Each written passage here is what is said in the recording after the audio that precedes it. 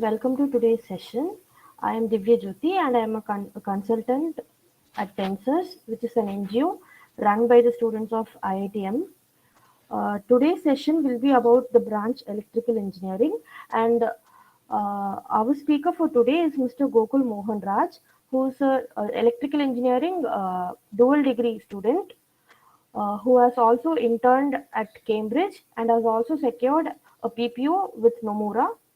Over to Gokul. Right. Hey everyone. Hope I'm audible. So, firstly, I think congratulations on making it this far at least. I know given the situation how it was last year, and even despite all of that, the fact that you guys have pushed through and managed to actually clear the exam, that in itself is a very big deal. So, firstly, congrats on that. So, as I understand that this is a very tricky time for you, and a few years back, even I was in a similar situation where I had to, make a choice between, what degree or what do I want to pursue. And frankly, at this point, at least, none of you would probably have any idea. So hopefully, with this session, you will have a fairly decent understanding of, specifically what electrical engineering as such looks like generally, and also specifically at IITM what it would be like. And hopefully, you would be able to take away some pointers from here. So, Divya mentioned, I am Gokul. I am a final year dual degree student at IIT Madras in electrical engineering. So to start off with what electrical engineering is, I'll tell you broadly first. What are the different degree options that are actually available. So you have the basic BTech. You have a dual degree, which is basically you get both a bachelor's and a master's degree in 5 years. Normally, it takes about 6 years. 4 years BTech and 2 years MTech. Apart from this, students who write the GATE exam also directly join for the MTech and MS programs in the department. And, PhD students have their own application process. So these are broadly the 5 major programs that are open. And for you guys, since you're coming through the JE route, for you guys, both the BTech and the dual degree option would be open. So here I'd like to first address the one thing that at least during my time bothered me quite a bit was what exactly is a dual degree, right? Because it's not something that is normally talked about. People just talk about BTech or BE or MTech or ME. Nobody really talks about dual degree. So like I mentioned, a dual degree is basically like you are going to apart from the regular BTech curriculum, you would also do a few more advanced courses.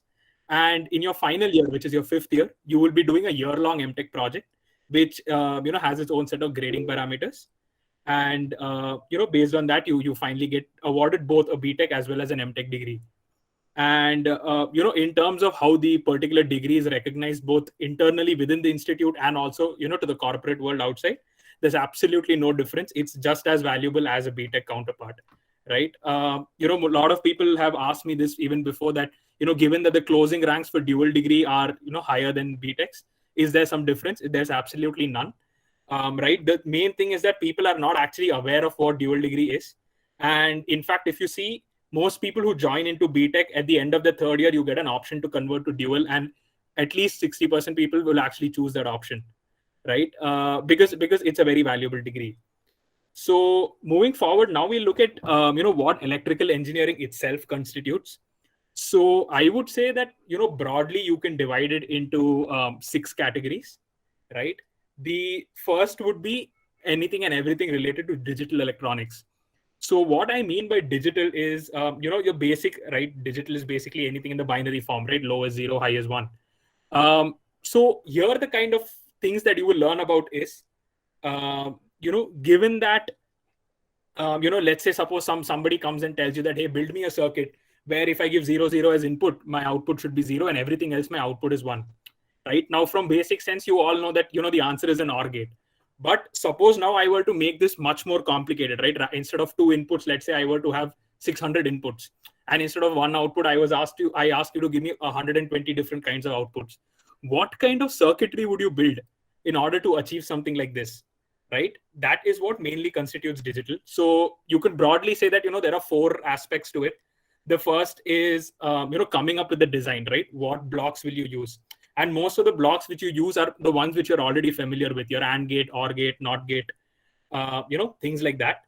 The second step would be with regards to the actual simulation. right? Because you've come up with a circuit, that need not mean that it's actually right. So there are, like how you have your C and Python for programming in software side, you also have hardware description languages like Verilog, BlueSpec, and all that. You learn about those things and how do you simulate these things. Finally goes for the verification stage, where you actually learn how do you check for corner cases, how do you check that under all situations your circuit actually works. And finally, the last thing which you learn is the digital IC design itself. How do you place these components? How do you optimize on space? How do you ensure that functionality is not affected in any way? So this is broadly what digital covers. There is also a niche aspect to digital, which I would say is computer architecture, right? That is very simple. To understand, it's very simple. It's basically, how does the motherboard work, or how does the processor work? How do you go about building a processor, right? Because even within your processor, you guys might know the basic things, right? There's the arithmetic and logic unit and the memory. But what is the exact interaction between them? When the ALU wants a particular number, how does it actually come from the memory, right? All of this is what you learn under computer architecture. And this is a vast field, right? Because these are the guys who actually developed all of the hardware requirements that are there for almost all purposes, right? Your artificial intelligence, your high frequency trading. The root at all of this is the hardware that you need. And this is probably the area that teaches you that. The next would be, after digital, would be analog.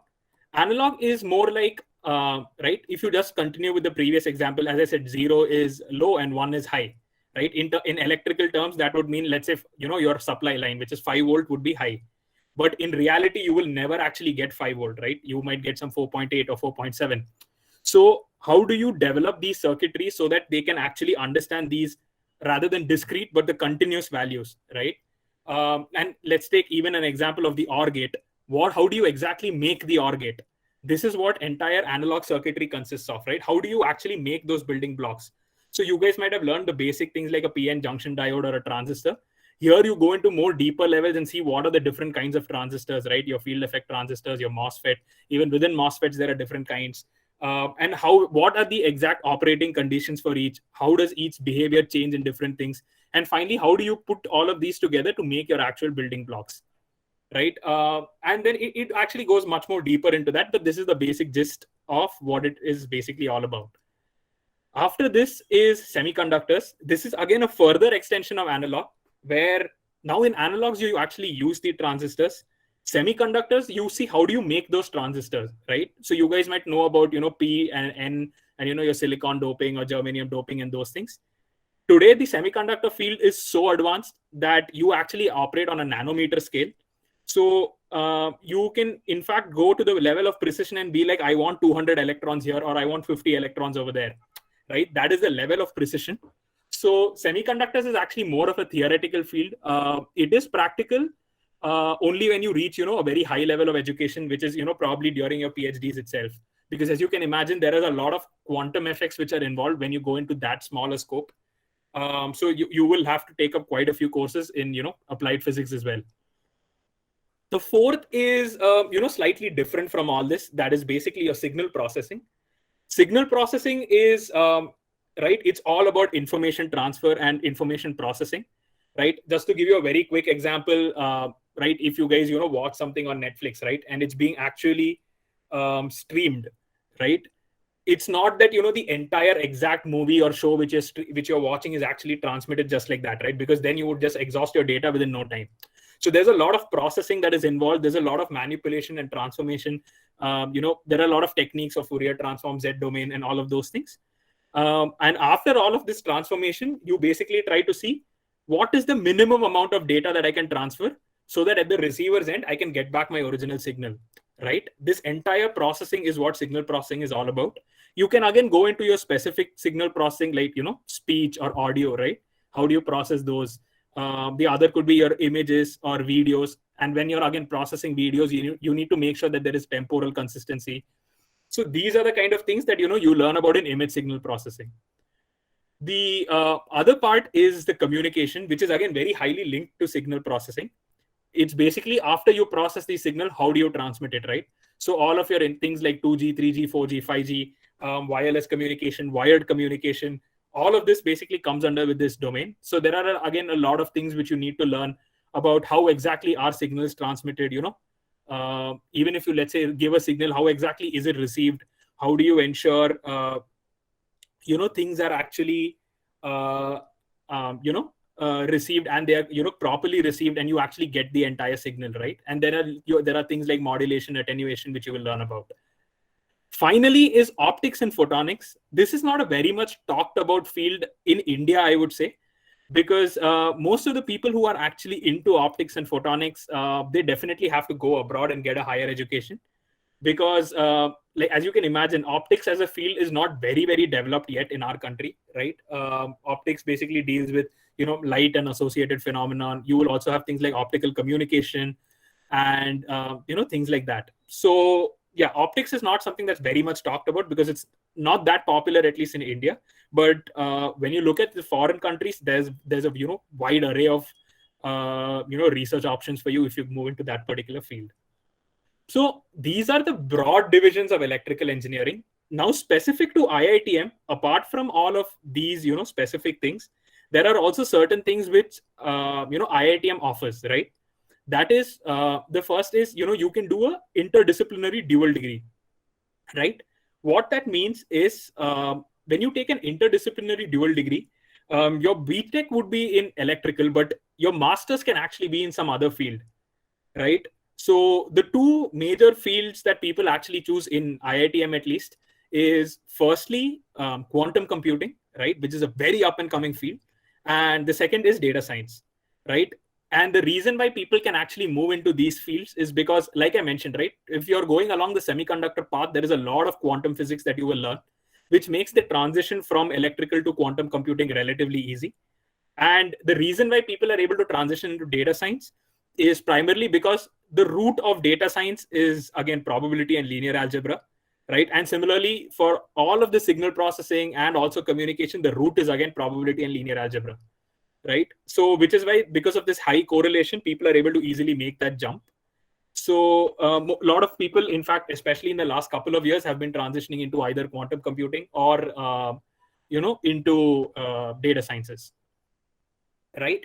So I would say these are the broad fields that electrical engineering has.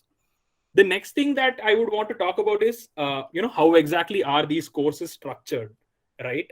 So the course structuring is very simple. Every semester you can register for your courses of your choice. In the first 3 or 4 semesters, your courses will be decided by the institute, as in the institute will tell you what you're supposed to take and what you're supposed to study. After that, it's completely left to you, right? If you feel that you really like communications and you want to go ahead in that, you're more than welcome to do so. If you feel that you want to go into data sciences, you can go ahead and do that. You are in fact allowed to take courses from other departments, right? So suppose you find that there is some course in the mechanical department that is very interesting, you're more than welcome to take.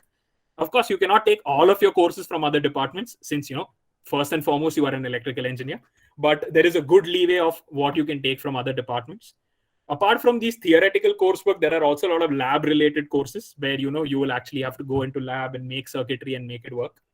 And finally, of course, if you're in dual degree, you'll also have a year-long project that, depending on your field of choice. So right, that's primarily how it is, and all courses are relative grading in terms of how you're graded. So it's not only about how good you do, but it's also about how the other person does. So that is primarily about the coursework. The next thing that a lot of people actually ask, and it is actually true, is the fact that, is electrical a very heavy branch, right, in terms of workload?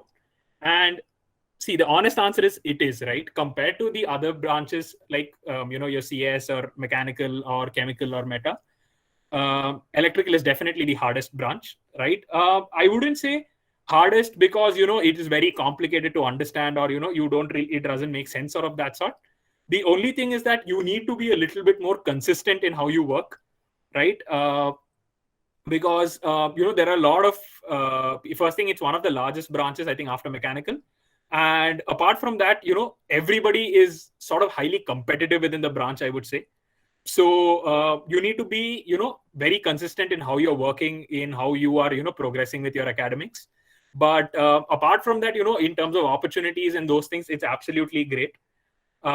If you're talking about post electrical engineering, what your life would sort of be like, then Right. So there are three primary things that people look at post electrical engineering. The first is, of course, higher studies. Now, if you're talking about higher studies, at least in terms of resources, you absolutely need not worry. At least at IITM, every year we have people who move into MITs and Caltechs and Stanfords. And even our professors, right, they are very, very well connected. So if you really actually perform well and you have a genuine interest, they'd be more than happy to help you out. But the one caveat I would say for higher studies is that they are slightly GPA centric. So you would need to maintain, a decent academic track record. By decent, I mean, as long as you can maintain probably an 8.5 GPA, you should be more than good. If you're really targeting the MITs and the Stanfords, I would suggest keep it 9.2 plus at least. Right. So those are primarily with regards to higher studies. The next option is, of course, campus placements. Now here, I mean, before, you guys fall into that particular trap, I'll tell you right away that it's not really a 1 crore package for everyone, right? I mean, you might have heard it somewhere or you might not have, but I'll be very frank with you that, that 1 crore or 1.5 crore package is probably what maybe 5 or 6 people in your entire batch across all departments might get, right? And even that package, right, the 1.4 or 1.5 crore packages, they are all actually for US. So when you actually convert it into dollar, it would probably be above average in those countries, right? We've actually had people who rejected the international, 1 CR offer and taken a domestic offer because, when you actually take cost of living and everything into account, the domestic packages were better, right? But it's not all very gloomy, right? The packages are fantastic when it comes to placements, right? You have, especially this year, I mean, there are a lot of companies who are offering 40 lakh plus. And, right now that might not seem much or it might seem too much. I don't know. But when you compare it with, the other tier 3 colleges, that's at least a minimum of 2x to 3x of what they get, right? And more than the package, I would say the kind of placement opportunities that are there, it's amazing, especially for electrical department itself. So the way we look at placements is broadly either core placements or non-core placements. When I talk about core placements, it's basically directly related to your department, right? So basically, if you're in communications, that would either mean companies like Apple or Qualcomm. When you're talking about digital, then you would be talking about companies like Nvidia, companies like AMD, probably even Intel. When you're talking about analog, you would have companies like Texas Instruments, right? When you're talking about signal processing, very recently we've actually started having, we've been having talks with Sony Research for their video-related signal processing roles, right? When it comes to optics, as I already mentioned, we don't actually have too many companies coming in for optics because of the fact that in order to actually progress in optics, like I mentioned, firstly, it's not very popular in India. And secondly, you need a lot more studies before you can actually contribute something meaningful to optics. So that is probably the only one place I would say where we lag in terms of placements.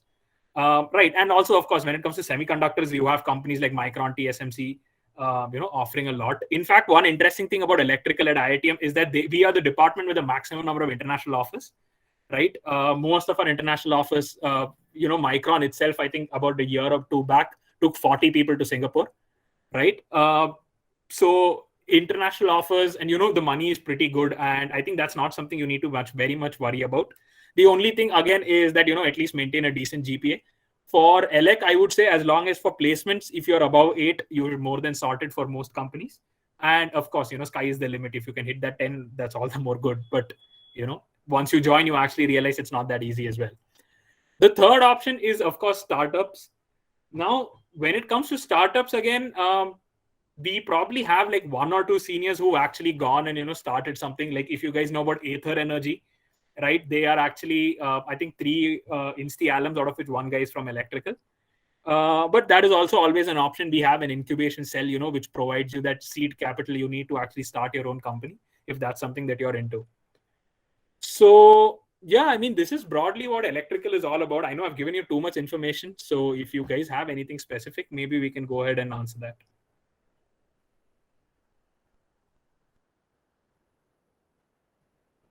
Okay, right. I think there are some questions on the chat. Yeah, so we have some questions in the chat box.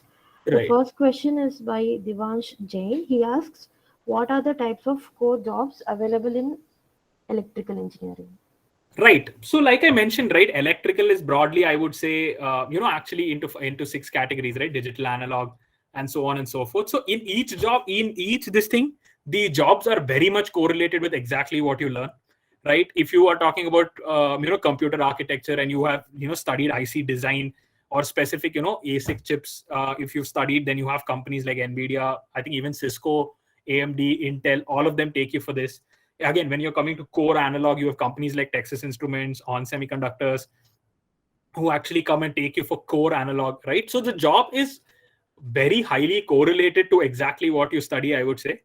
Only, again, like I mentioned, optics and photonics is probably the one stream, right, where the opportunities might be a little limited and you might have to go abroad or try off campus to get these things. There is another question by Rajan. He asks if gates, semiconductors, and chip designs come under electronics or electrical engineering. Right. So this is something that's slightly unique to IITM, I would say. So most of the colleges actually offer Triple E and ECE, right? Triple E is electrical and electronics engineering, and your ECE is electronics and communication engineering. So all these things, right? Gates, semiconductor, and chip design. So they are part of electronics, yes, but there is also certain applications for it in electrical engineering, right? But primarily the difference is that ECE students focus a lot on, as you mentioned, right, these particular electronics things, and also a lot of communication, right? Communication and signal processing is something that they focus on extensively, whereas electrical and electronics engineering people, apart from all of whatever I mentioned, there's also another very niche area of electrical, which is power electronics. Power electronics basically deals with things like generators, transformers, and those kind of things. It's again not something that is very, very popular, I would say, mainly because again the job opportunity is sort of limited. You would probably have to get into some government institution like BHEL or something of that sort. So that is also something that comes under electrical and electronics engineering. Now, the reason why it's unique at IITM is that we actually do not have this distinction, right? We only have one degree, which is electrical engineering. The moment you step into this and after your first 2 years, you can decide between all of these options, right? Power, digital, analog, communications. You can actually choose what you want to do and proceed ahead with that, right? If you have this sort of divide of ECE and Triple E, you are in some way limited, I would say. I'm not very sure because I haven't actually been in that situation. But over here, at least I can tell you that once you join and after your 2 years, you're more than free to take whatever you want. So, right, those are the primary differences, I would say. Right. I think the other question was also how do ECE and Triple E differ? Yes. Right. Acharya wants to know if electrical engineering is the toughest branch of engineering among others. Sadly, I would say yes. Like I said, toughest in the sense it's not difficult to understand. I mean, obviously there is a certain level of technical knowledge required, but beyond that, it's about the way the curriculum is, right? Like I mentioned, there are so many different things, and even though you specialize in one particular thing, you need to have a background of a little bit knowledge of everything else, right, before you can actually go ahead and decide that this is particularly what I want to do, right? Similar to JE, right? Like most, you have math, physics, and chem, right? But it's not like everybody is going to pursue all or one of these, right? You will probably decide that okay, this is one particular area that I want to specialize in, right? So even within the department, it is like that. Your initial first few years, you will learn about a little bit about every of these streams, and then finally you start taking your own courses and decide your path.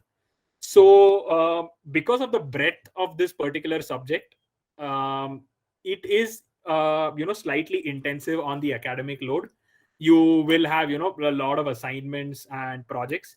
Like I said, right, it's not about spending too much time, but rather about how consistent you can be. And as long as you are doing that, it's definitely not going to be an issue as such. Next question is from Rais, who asks if all electrical engineering students can take CS as a minor. Right. So minor actually, what it basically means is that suppose like you're doing a minor in CS. What that means is you need to have taken like there will be a specified list of courses, right, within the CS department, and out of this you need to do a minimum number of courses, right?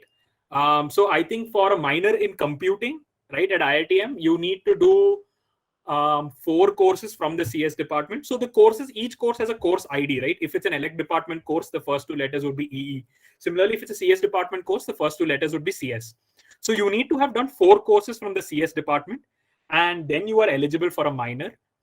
Now, directly speaking, there is no seat limit to get a minor, but there are seat limits to get courses, right? So there are certain courses like, in our institute, machine learning and deep learning courses in the CS department are very, very popular, right? Like every semester, about 400, 500 people apply. And obviously a prof cannot take a class of 400, 500, right? So there is a seat limit. And depending upon that limit, you either get the course or you don't get the course. But if you do get the course and you do manage to do 4 courses like this, then you can claim a minor. So to answer your question, there is no seat limit on the minor, but there are seat limit on the courses which you have to take to get that minor. Next question is from Kritika, who wants to know if the physics in EEE same as the one in JEE. I would have to say that the fundamentals are the same, right? But apart from that, it is sort of different, I would say, because it is much more in depth. And a lot of the things, right, which when you're studying for JEE, which you assume is not present, right? Like one very good example would be, most of your problems you might be like, there is no air resistance or there is no friction, things like that. Here you are actually learning real life applications, right? So there is literally nothing that you can say is negligible or not present, right? Very, very basic thing would be, when you're considering electronic motion, right? You people actually might directly do whatever math and the centripetal force and that electrical interaction and all that. But what you don't consider is that when these things move, there is thermal motion which is involved, there is thermal noise which is involved, right? These are all things that you sort of tend to neglect. But like I mentioned, right, when you are actually doing these things, you're operating at a very, very small scale, right? TSMC and all operate at 5 nanometer scale. In 5 nanometer scale, even the length of wire which you use, right, can actually change your circuit performance, because that small R by L which is present in that wire can also actually affect the performance of your circuit. So the core principles of physics are the same, but the actual application and the way you look at it is very, very different. This question, actually, if you had asked for mathematics, I would tell you that it's actually completely different, right? One very good example would be probability itself, right? I mean, the questions that you would get is, some related to probably some word and how do you arrange the letters, or things like some red ball, blue ball kind of problems. The probability which you actually see, not only in electrical engineering, in across all departments, is very, very different. It is more about the basic fundamental concept is again still the same, right? Possible outcomes by total number of outcomes. But the actual mathematics which is involved, and when you go further and look into stochastic calculus and stochastic modeling and Poisson processes and things like that, it's more from a distribution, right? What does the probability distribution look like? How can you manipulate that distribution? It is more from that sense. So I would say that the fundamentals are the same, but the way you use these concepts is actually quite different. Next question is from Dr. Asmita, who wants to know if companies prefer dual degree students over BTech students.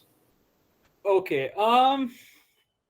See, there are some companies who prefer duals over BTechs. There are some companies who prefer BTechs over duals. On average, I would say it is the same. But duals have an advantage in 2 aspects, right? The first thing is that duals actually spend another year within the institute and they actually do an MTech project, right? Now, suppose it's very simple, right? You just take 2 students, one who's doing a BTech for 4 years and one who's doing a BTech and he's done a specific project in the particular domain where the company works, right? The company would definitely prefer the second candidate. That is one. The second thing is, when I say duals get a year to spend within the college, I also mean the extracurricular things, right?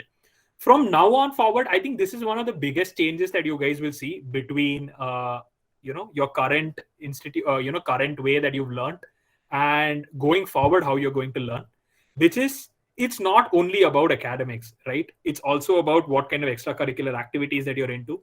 What kind of overall profile are you building, right? Are you part of some student teams? Are you actually actively working? Where have you contributed in these student teams, right? Because companies see, good candidates is something that, the fact that you've actually gotten into IIT and you survived those 4 years means that you're a good candidate, right? Companies want to go above and beyond that. So in that sense, duals do have some advantage, I would say, that because of that additional year which they're spending, they they have the opportunity to explore a lot more things, right?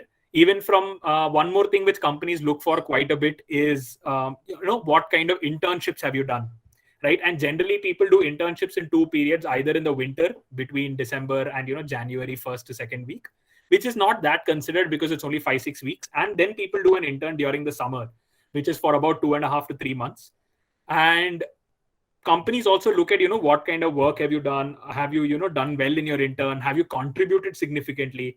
And again, in this regard, duals get an advantage because they have 1 more year, so they can do 1 more intern as compared to their BTech counterparts.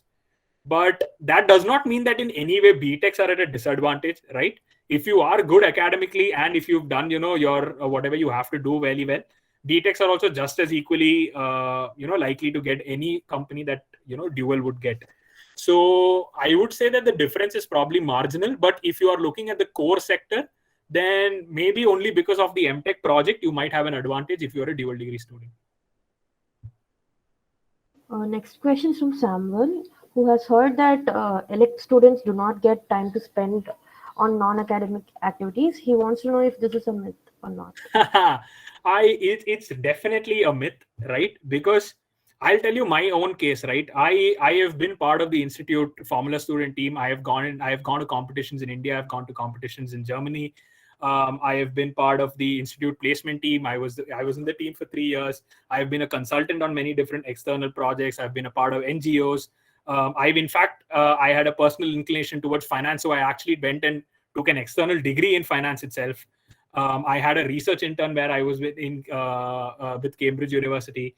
I have been a part of a lot of competitions within the institute. So, like I said, right, it is in no way are you limited in anything, right? People indulge in every other thing, right?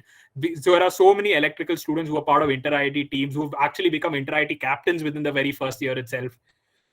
So you are not limited in any way. The only difference, as I said, is consistency, right? If you are saying, okay, every day I want to study half an hour or I want to study for 45 minutes, you have to ensure that you actually put in that much amount of time and do it very regularly. That is the only thing, right?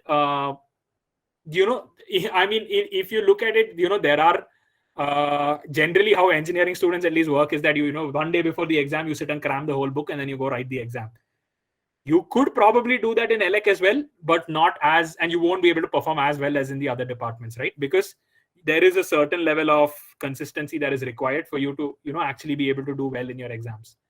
So that is the only thing, right? You are not limited in any way. You can do absolutely whatever you want on the non-academic side as well. Next question is from Pranav, who wants to know if it is easy to do electrical engineering if the student hasn't done computer science during 11th and 12th. That's a very good question. You are not limited in any way, right? Because in the very first year when you join, right, in your first semester itself, at least at IITM, and I am sure that's the same case across as well, you have a course called Introduction to Programming, right, where they teach you the basics of C programming, pointers, arrays, whatnot. Even in your fourth semester, we have a course called Applied Programming Lab, where they teach you the same thing in Python, but from a more visualization standpoint, using the different Python packages and things like that. Even apart from that, during your coursework itself, you will be required to use softwares like MATLAB, or even C programming. You will be required to do it. So and there is a sort of like culture, right, that everybody in and around you knows will be working towards learning coding. So eventually you do end up catching up. So I would say that it's definitely not a disadvantage in any way. right? And if it so happens that you actually decide that you really like coding and you want to even pursue something specific to computer science in the future, I am telling you, forget 4 years. 1 year is more than enough for you to be on par with most CS students, at least on the coding front itself, right? And apart from after that, because coding is not something that is really taught in the classroom, it is something that you keep practicing on different websites, keep trying and challenging yourself, and that's how you learn. So I'll say that that's not a limiting factor in any way. Next question is about the percentage of students from electrical engineering who get into core jobs. And the person wants to know what percentage of students get into core jobs. Right. See, I'll tell you one thing, right? The limitation is not from the demand side, right? There is more than enough demand for people in the core sector. The problem is that a lot of people actually don't go into core. I would say not a lot of people, at least in electrical the percentage is pretty high. I would say about 60 to 70% of the people actually go into core. The thing is, even in this 60 to 70%, the top 10% obviously go for higher studies, right? They go for their PhDs or they go for their MS. But yeah, I mean, apart from that, whoever sits, I think the elect department stats are somewhere around 90 to 92%. So 90 to 92% of whoever sits for core gets the job. Now you might ask, then what about the remaining 8 to 10%? That's also not because jobs are not available. Jobs are available in plenty. The problem is that the student's academic record would not be very good, right? I mean, if you have a GPA below 7 and all, it's not that you cannot get placed, but I would say it is pretty hard in some sense. But as long as and being very frank, maintaining a 7 is not very difficult. It's that much is at least very easy. Anything beyond that is where you need to put in your efforts. So yeah, I mean, if your question is from the demand side that only they take 10 students or 20 students, absolutely nothing like that. Every year we see, in fact this year, now that I am sitting for placements, I am seeing that there is in fact an increase in the number of companies who have come for core jobs, because the sector is very much growing, right? And that's why you don't need to worry about that. It's only about whether do you want to get into the core sector or you want to move into a non-core sector. That's it. So next question is from Lohit, who wants to know if we can take electronic specialization in electrical engineering. Right. See, again, electronics is a very, very broad subject, I would say. Even within electronics, right? Either you could move on to the semiconductor side of things, and yeah, you can definitely take a specialization in that, or you can move on to the what is called the VLSI, or the very large scale integrated circuits, and you can take a specialization in that. So it's electronics itself is very broad, but within that also, if there is something specific that you really like, you can easily go and take it up. Next question is from Dr. Asmita, who wants to know if we can do MS abroad after MTech, or do they prefer BTech students? Also, she wants to know if the student can convert to dual degree while doing BTech or later. Okay, so to answer the first question, if you're talking about going for an MS abroad, I don't think there is any differentiation again between BTech and dual degree, right? Because at least in India, it's not very popular, but in the foreign countries, a dual degree is very, very common, right? So a lot of people actually, easily go from dual to MS. But I would personally say that, if you are a dual degree student and you actually want to, study further, it would make more sense for you to do a PhD rather than do an MS, right? Because the MS, again, in some sense is a master's degree, even though it is slightly more research focused. The learning curve might not be very, very high for you in some sense. Most of the dual degree students, even my batchmates who I know, I've actually gone for a PhD rather than going for, an MS.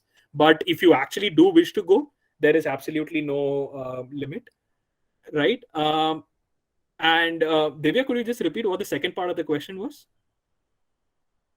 Is it better to choose, or is it better to shift to a dual degree program during the BTech, considering that there is no lab exposure during COVID? Right. Okay. So the choice of actually shifting to a dual degree comes, I think, when you are in your third year of BTech after you finished your 7th semester, right? Last year, I think we had some exceptions and people even in their, eighth, 7th semester. Yeah, sorry. If you're in BTech, the choice comes at the end of your 5th semester, right? Which is your third year after the odd sem. You can make a choice of whether you want to move into dual or not. Last year, again, they made an exception. They increased the intake capacity and they allowed even BTechs in their final year to convert because, given the COVID situation. But otherwise, normally you get that choice, halfway through your third year. And again, that's a choice that's completely left to you on whether you want to convert or not, right? But if you're asking that after you complete your BTech degree, can you convert to a dual degree? No, that would not be possible. You need to decide within your third year or whether you want to convert or not. You can, and as I mentioned, right, it need not be that you convert into a dual degree in electrical itself. If you are a BTech, you also have the option of converting into an IEEE, which is, as I mentioned, interdisciplinary dual degree. So you could do your master's in data science or you could do your master's in quantum as well. But yeah, it's the third year of engineering where you decide. Next question is about the difference between electrical engineering and electronics engineering. Right, like I mentioned, right, electronics is very focused on parts of digital electronics and quite a bit of semiconductors, whereas electrical engineering is sort of an over-encompassing thing. You will learn about things like power electronics. You will also learn about specific like things like signal processing, communications. Right, so it sort of actually depends right on how the college is offering, whether they're actually giving a separate EC or they just have one electrical engineering degree, right? I think all the top IITs, I think, have just, at least Bombay, Delhi, Madras have only an electrical engineering. And I think Delhi also has a separate power related degree, if I'm not mistaken.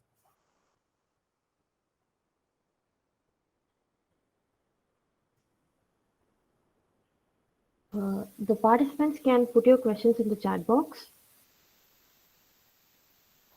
So there is a question about what should be the route to robotics? Right, that's again a very interesting question. So if you are talking about robotics, right, like I mentioned, right, IEEE, right, which is the interdisciplinary dual degree.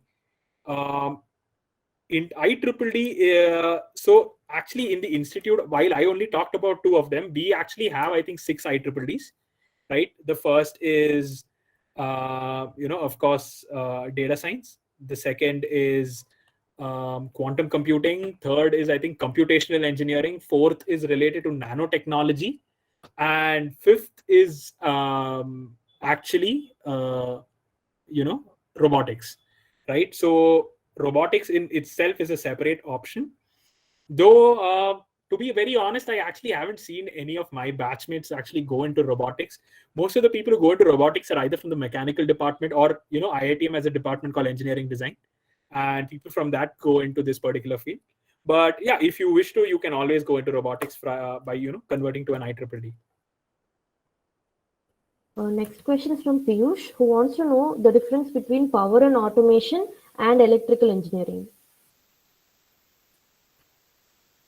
Right. I am not very aware of what exactly the core structure for power and automation is, right? But as far as I understand it, power and automation really deals with, as I said, power electronics itself deals with things like generators and transformers, right? And automation would, of course, relate to, concepts like IoT and things like that, which are, again, very much related, I would say, right? But electrical engineering, as I mentioned, right, it's a very, very broad subject.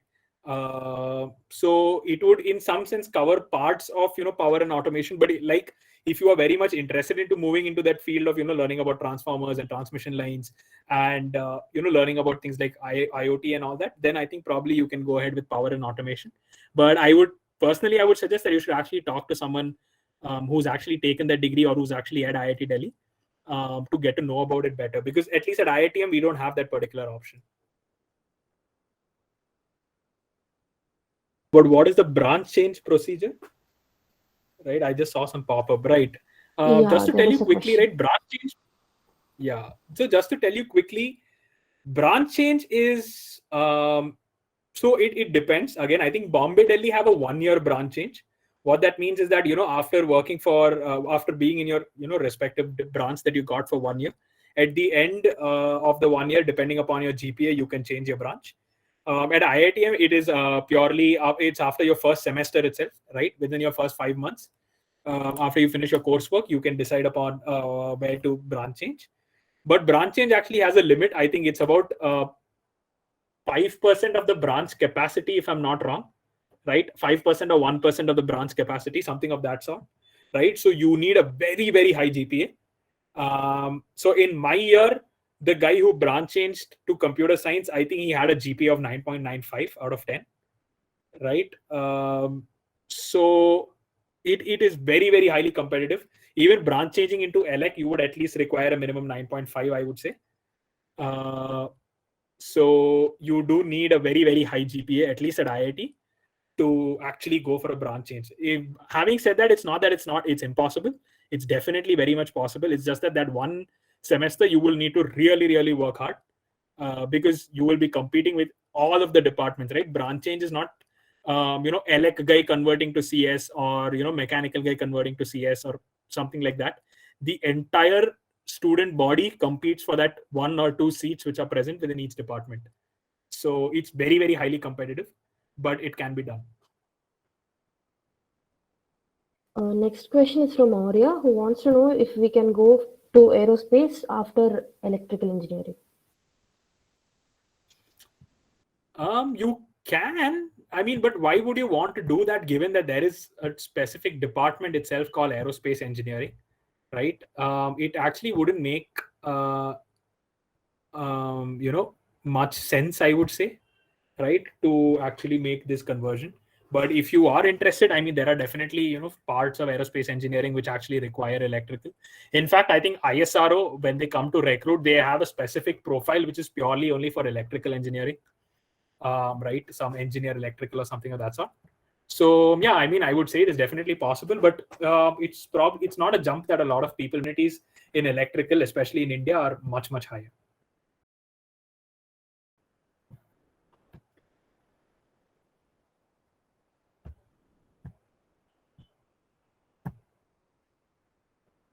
I think most of the questions are answered. Great. So, yeah, I guess we can wrap up the session. Thank you everybody for attending it, and thank you Gokul for spending your time. We really appreciate it. Sure.